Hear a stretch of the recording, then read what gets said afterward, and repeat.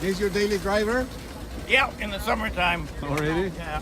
So 91, what year is it? 1926. And then you find it original like this, or you restore it? Or what? Oh, I know restored. It was in a barn, completely taken apart. So I hauled it home, and I did it about 10 years ago. But How long it took you? 3 years. How much money?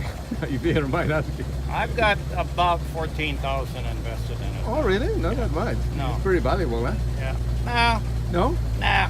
It's probably worth 12 to 14. Really? Yeah. Yeah. Huh. Well, you enjoy it. That's what counts. Yeah. That's all they had to pick up body, 26. 25 is the first year. 25? Okay, Yeah. We made them 25, 26, 27. But So what's the horsepower in this? it came from the factory with 20. I got it up to 40 now. Wow. So, Yeah. It'll climb a hill now. Before I couldn't get up the hill with it. so So. you taking off now? Yeah, I put a Rutzel 2-speed axle in it. So I have a second gear now. So. Oh, you changed it. Oh, yeah, okay. Well, that was a dealer option. Was it really? Yeah. Yeah, starting in about in the early 20s, when you'd order these things, the dealer would put that in before you left showroom.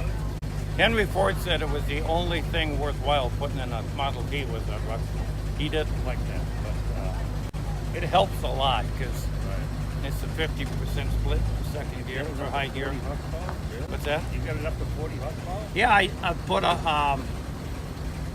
high compression head on it. I changed the camshaft, about a 1919 intake manifold and a 25 carburetor. And we add all those together from 20 to 40. So it's close to the horsepower in the Model A now. Pretty similar to an A. So I can keep up with the A's.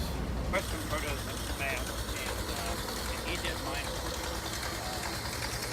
He's feeling this, yeah. I think Ricky bought it from the model.